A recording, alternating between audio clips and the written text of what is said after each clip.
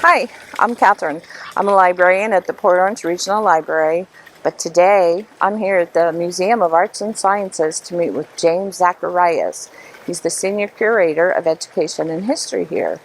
Many of you know Zach as one of our most popular presenters at all of our Volusia County Library branches.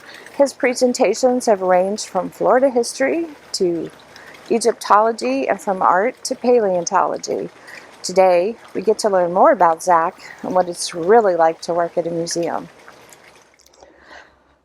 Hi, my name is Zach Zacharias. I'm the Senior Curator of Education and History at the Museum of Arts and Sciences here in Daytona Beach, and I have worked for or been associated with the museum for 27 years now. And I started out originally as a volunteer, as a docent, which was a guide.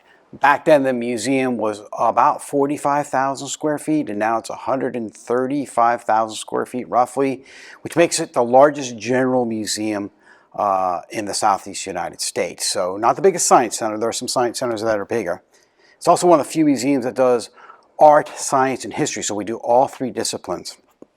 So actually being a docent was pretty tough because you got to know art, you got to know science, and you have to know history. The way I got into the museum field, I actually worked for the Tallahassee Democrat, moved to Central Florida with my wife because she got a job here, and I said I'm ready to leave the newspaper industry, and then I decided I wanted to go and be a history teacher, and I went back to school and got some more degrees, and my wife gave me some great advice. She said, go down to the museum, be a docent with the kids, and do the tours to make sure you like working with kids. So I did it, and I really liked it, and I realized I was pretty good at public speaking. In actuality, I have a degree in public speaking from Florida State University, from the School of Communications there, and a degree in American history, and then a master's in education. So it was actually pretty natural for me. I really liked it. So it was really great advice to always go and volunteer with the kids, make sure you like working with kids, because I remember working on my education degree, and there was a lot of students that were in education. They realized they didn't like us that much. They didn't like working with the kids, and they had already gone through most of the program. So it's always good to work with kids first as a volunteer to realize if you liked it. So what ended up happening is that when at the end of when I got my degree, I was ready to go into the Volusia County school system, and I had told the administration here that I was interested in, that I was heading on. And then they came back a week or two later and said, would you be interested in working here? And I said, I didn't really think about it at all. I didn't, that wasn't my expectation. And so they actually created a position here for me, which I thought was really pretty amazing to have the museum think so highly of you that they're going to make a position for you. And so I was an assistant curator of education.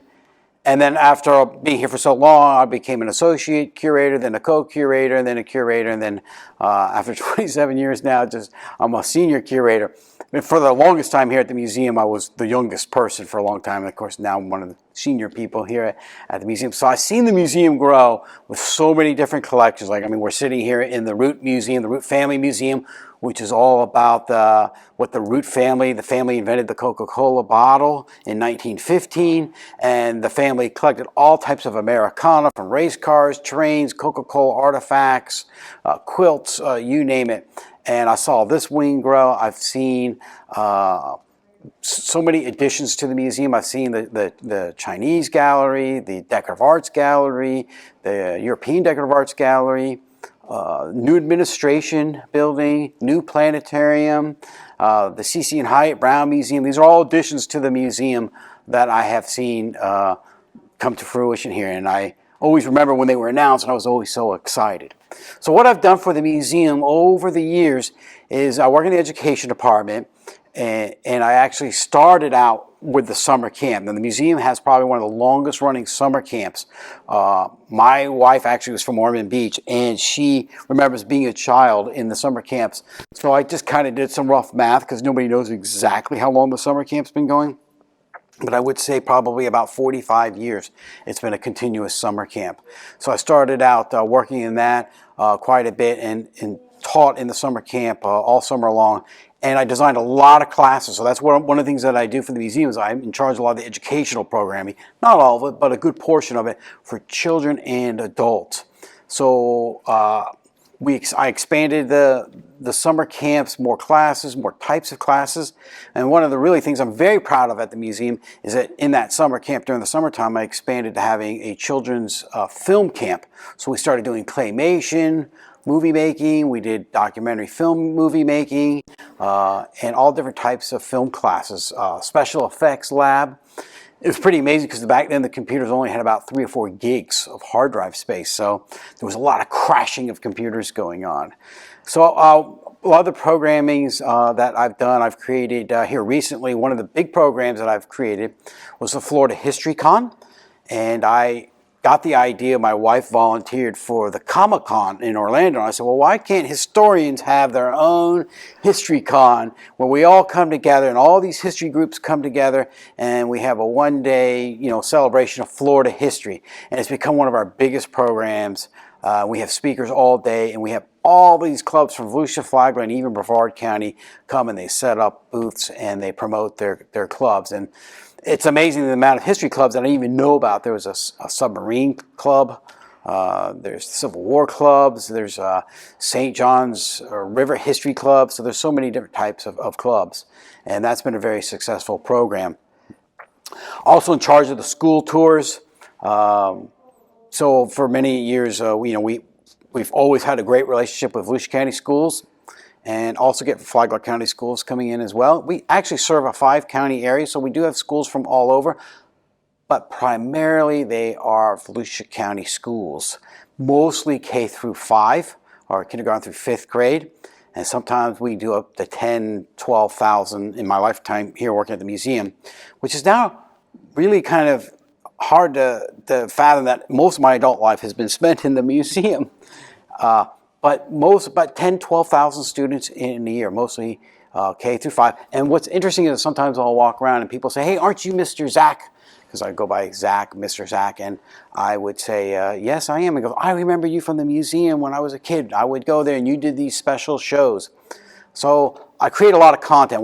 Some of the content that I created for kids was a fossil show on fossils. I created a show on colonial America, which was really popular, but it was done through children's portraits done in colonial times. So kids got to see how kids were painted in colonial times, and so we learned about colonial times through the paintings of children. I do a show on ancient Egypt and oceans. We also have an energy stage show, which I don't do. I only do that as a backup. And then of course we work in conjunction with the planetarium, which is actually a separate department. So in the museum, there are a lot of different types of curators and departments. So you have the astronomy department, which is the planetarium department. But that works closely in association with the school groups and the general public. We also have a curator of paintings and a chief curator. We have a curator of exhibitions. I kind of have a dual role as curator of education and history right now. So a lot of museums have different curators depending on the types of collections. The museum's collection is massive, probably some 30,000 accessioned objects, probably another 5, maybe even 10,000 that aren't accessioned. That means they would have a number to them. So the museum has been around for a long time at this location in Tuscaloosa Preserve, 1972, roughly around that time. But it got its start in 1950, around the 1950s, as a children's museum. It was located on the Daytona Beach Community College campus and several what they call Quonset huts. So it kind of evolved. So the museum has major collections that I have to learn and be able to deal with and create content for, like the Cuban Museum, which was the Batista collection, which is really one of the foundations. The Giant Ground Sloth, or Prehistory, which is a collection of our fossil collection, which came from Reed Canal, which is very, very popular with everybody, not just kids. We have, I create a curriculum and programming for the American Gallery, the Root Museum, but we also put on a lot of special programs as well. I do a natural history festival as well, which celebrates everything natural history. It's sort of old school Victorian where we have we put on display for a one-day kind of like pop-up museum shells and fossils and minerals and anything that's with natural history, and we have speakers all day. And of course we have some other clubs come in and set up displays for that day as well, because we are a science museum and we do a lot of the natural sciences here at the museum. So programming to the school system, I do a lot of adult programming. I do what's called a lunch and learn. Been doing those for a long time, where we actually have a box lunch come in, and then we have a topic that we discuss. So that's a lot of fun. Those are usually sold out. I do programs that are at another site that we own called the Gamble Place in Port Orange, and that's called Porch Talks, where we sit on the 1906 hunting lodge, historic hunting lodge of James Norris Gamble of Procter & Gamble, who invented the famous Ivory soap and went on to make that company world famous, one of the oldest companies in the world. Well, he was a snowbird here, and his last surviving building basically is this hunting lodge on Spruce Creek River, and I do programming out there as well. So I do a lot of different types of programming. I do a lot of nature programming as well. We do tours in Tuscarora Preserve, and then so what we follow a lot of times with the school system as well, whatever curriculum they're doing is what we try to adhere to. But we also do homeschool groups, private schools as well, and they're a little more flexible with the curriculum, and they don't follow such a curriculum map, as they say, or a structure as the public schools do. So we can do some more things with that. What's really cool is that the mission is very wide open here at the museum.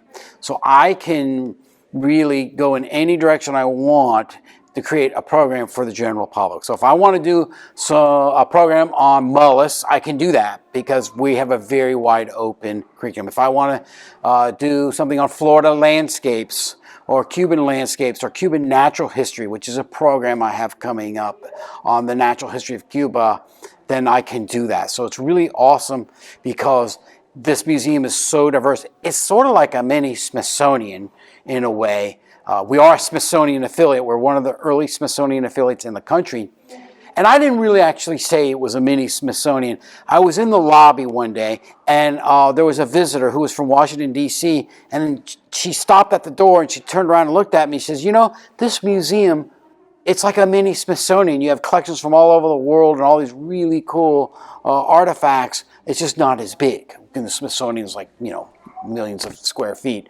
We're like 135. And I took that as a great compliment. So I do kind of, in my own mind, call it the Smithsonian of the South because we have these incredibly diverse collections. Matter of fact, we have something here for everybody, no matter what you like. If it's cars, if it's trains, if it's nature, if it's abstract paintings, if it's realism or culture from all around the world, we have that. In addition, we also have several, all the time, we have changing galleries. So there's always something new here. Most of those changing galleries will change every 3 months, so there'll be something new. I'm actually working on an exhibit for the end of summer, around September, called Skullduggery, which are skulls, past and present. So there'll be fossil skulls and some skulls of animals that are extant that are still alive. So we have like a manatee skull, and then we have some dinosaur skulls, and we have saber-toothed tiger, and we have American lion skull. These are some of the extinct ones. But then we also have contemporary skulls as well, like deer. So it's a science exhibit learning about how the differences between mammal and reptile skulls, and the difference in teeth, and how animals ate. So it's going to be a really cool exhibit. If you want to learn more about the museum or become a member, this is a community-based museum. It's a member-driven museum. It's very reasonable. The website is www.moas.org. We also provide a lot of content on Facebook. And we also have a YouTube channel where there's also lots of content. And so these are great ways to get involved with the museum. We're located at 352 South Nova Road in Daytona Beach. Stick around for part 2 of our interview with Zach. We will talk to him about the books he's written. We'll talk to him about the mastodon bones he found in Daytona Beach, Florida. And we'll take a mini tour of the museum.